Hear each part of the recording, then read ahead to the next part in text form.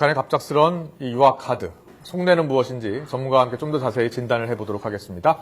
동국대 김영은 교수 나와 있습니다. 어서 오십시오. 네, 안녕하십니까. 네, 어저께 갑작스럽게 발표를 했어요. 그렇죠? 네네. 우리 국회 외통위원들 방북을 허용하겠다. 네. 그리고 바로 우리 월북 한 분 6명 돌려보내겠다 이렇게 했는데 네. 지금 뭐 윤재 앵커가 소개를 했습니다만 분석을 했습니다만 이 남북 관계의 돌파구를 찾고 싶어하는 속내 네네. 그리고 또 하나 대화에 좀 나와라 우리를 압박하고 싶어하는 속내 네네. 어떤 거라고 생각하십니까? 그 두 가지가 지금 다 포함되어 있다 이렇게 봐야 될 것 같은데요. 예. 북측 입장에서는 현재 남북 관계가 상당히 박근혜 정부와 김정은 제1위원장 체제 간에 사실상 좀 삿발 싸움을 벌이고 있는 어떻게 보면 뭔가 돌파구를 찾지 못하고 남북 관계가 계속 지금 어려운 상황이었습니다. 네. 이 상황에서 북한이 먼저 카드를 던진 거죠. 그러니까 그 6명의 송환 그리고 외통위원들의 개성 방문을 통해서 뭔가 남북 관계의 돌파구를 북측이 찾는다. 그걸 통해서 박근혜 정부를 압박하는 부분이 있습니다. 예. 박근혜 정부가 뭔가 적극적으로 움직일 수 있는 그런 사실은 그 길을 좀 터주는 우리가 인도적으로 이렇게 하고 있으니 그렇죠. 좀 경제를 요구하는 우리 측 요구를 좀 들어달라 이렇게 네네. 요구하고 있다는 거죠. 그렇습니다. 예. 또 하나의 측면은 국제사회를 향해서 북한이 남북관계 개선을 적극적으로 하려고 하고 있다. 이걸 또 과시하는 부분도 있고요. 예. 또 하나의 측면은 지금 이제 탈북자들이 한국에서 한 2만 명 이상 지금 거주하고 있는데 이 탈북자 문제에 대해서 북한이 역으로 탈북자 송환을 요구할 가능성도 현재는 배제할 수 없습니다. 탈북자 송환도 요구할 수도 있을 거다. 네. 그런데 북한이 이렇게 삼국 추방이 아닌 판문점을 통해서 월북자를 이렇게 돌려보내주는 게 이제 처음이잖아요. 그렇습니다. 특별히 대가도 요구하지 않았어요. 그렇습니다. 공식적으로는 지금 이제 전혀 지금 그런 것들은 이야기가 되지 않고 있고 판문점을 통해서 송환하는 것은 결국 내외적으로 사실상 그 선전이랄지 홍보 이 부분을 강조하는 이벤트 성격이 좀 있다라고 봐야 될 것 같습니다. 그렇군요. 예.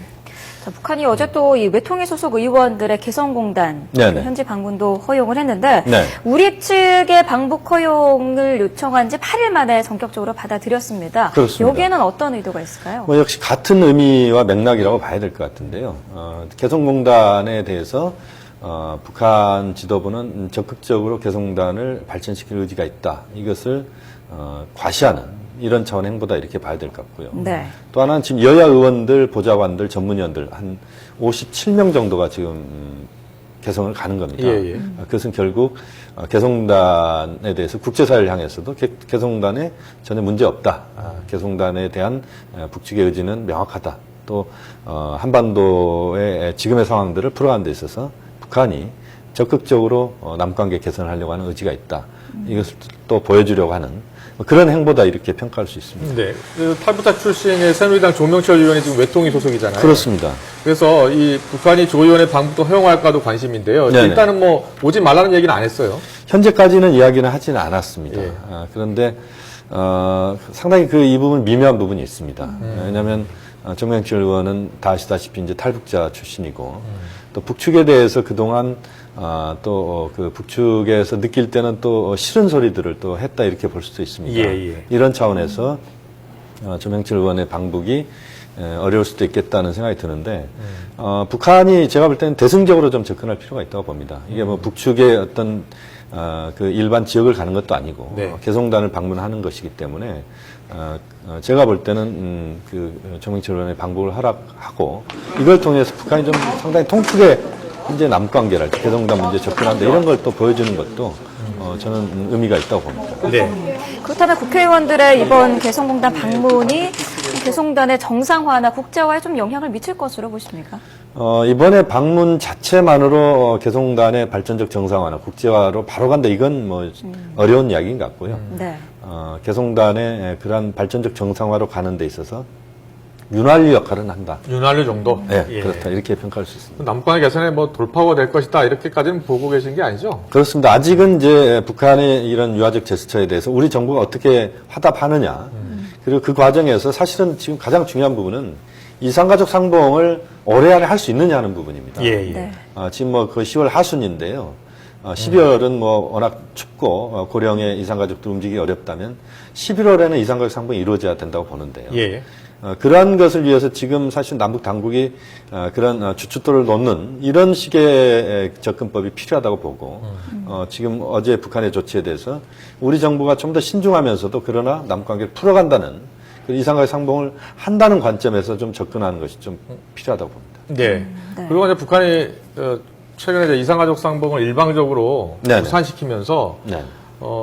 금강산 관광 재개에 대한 어떤 약속을 받지 못한 측면이 강하게 네. 작용했다 이런 분석이 있었잖아요. 그렇습니다. 여전히 우리가 금강산 관광 재개를 위한 협상 카드를 내밀기를 원하고 있다는 거죠. 그렇습니다. 북한 입장에서는 사실은 금강산 관광을 재개하는 부분은 마식령 스키장이랄지 또는 원산의 그 국제 관광지화 하는 문제랄지 다 연결돼 있고 이게 이제 김정은 제1위원장의 가장 중요한 지금 외화벌이 관심사인 것 같습니다. 예. 그렇기 때문에 북한은 여기에 상당히 그 중요하게 지금 남관계의 전환의 계기를 금강산 관광을 남측이 허용하느냐 하는 것으로 두고 있다 이렇게 평가할 수 있습니다. 아, 그렇군요. 예. 자, 지금과 같은 이런 북한의 유화 제스처를 어떻게 보면 될까요? 경색된 남북관계를 좀 풀어보겠다는 의지로 봐도 될까요? 우선은 뭐 지금 이제 북한이 두 개의 카드를 던진 겁니다. 네. 큰 카드를 던진 건 아니고 예. 남측을 향해서 공을 던진 것이기 때문에 이제 우리 정부가 여기에 대해 어떻게 반응하느냐를 보고 북한이 또 다른 행동을 할 가능성이 높습니다. 그래서 사실 이제 우리 정부의 대응이 대단히 중요하다고 보는데요. 역시 남관계를 북한이 풀지 않고는 육지회담 재개로 가는 것도 어렵고 네. 또 북핵 문제도 역시 쉽지 않고 또 지금의 현재 남관계를 계속 이렇게 어려운 국면으로 올해를 넘겨버리면 내년 초도 상당히 또 어렵다고 봐야 되거든요. 예. 그런 점에서 북측의 이런 그 좀 더 유연성들이 좀 발휘가 됐다 이렇게 봐야 되고 뭐 거기에 대한 우리 정부의 반응도 좀 필요하다고 봅니다. 네. 그런데 지금 세계의 관심은요. 지금 뭐 국제사회에 보내는 메시지도 있다라는 말씀을 하셨는데 네네. 지금 세계의 관심은 북한이 과연 핵을 포기할 것인지 여부인데요. 네네. 지금 뭐 영변에서 핵 활동을 뭐 재개한다라는 네네. 이야기 나오고 있고 또 최근 기사를 보면은 뭐 헝게리에서 네네. 핵실험 뭐 갱도를 뭐 2개 덮었다 뭐 이런 얘기까지 나오고 있어요. 예, 예. 그러니까 북한은 지금 한쪽으로는 남북관계 개선하는 카드를 내밀면서도 북핵을 절대 놓지 않겠다라는 생각 갖고 있는 거 아니에요? 지금 이제 그 북한이 보이고 있는 행보는 언뜻 보면 지금 말씀하신 것처럼 남관계에서 좀 유연성이 나오고 또 핵 활동을 또 하는 이런 모습이다 이렇게 볼 수가 있는데 네. 북측은 지금 이제 핵 활동이 곧 4차 핵실험을 간다 이렇게 볼 수는 없을 것 같고요. 북한의 그런 그 간접적인 핵 활동은 역시 미국과 국제사회의 시선을 끄는 그걸 통해서 육지회담 재개랄지 뭔가 북한과의 어떤 대화에 그 미국이 나서라, 국제사회가 나서라라고 하는 이런 차원에서의 북한의 지금 행보가 간접적으로 지금 나오고 있다. 그렇게 우선은 평가할 수 있습니다. 알겠습니다. 네. 북한의 이 송환 카드는 좀 제한적인 영향밖에 못 미칠 것 같다라는 분석이셨습니다. 동국대학교 김효연 교수였습니다. 고맙습니다.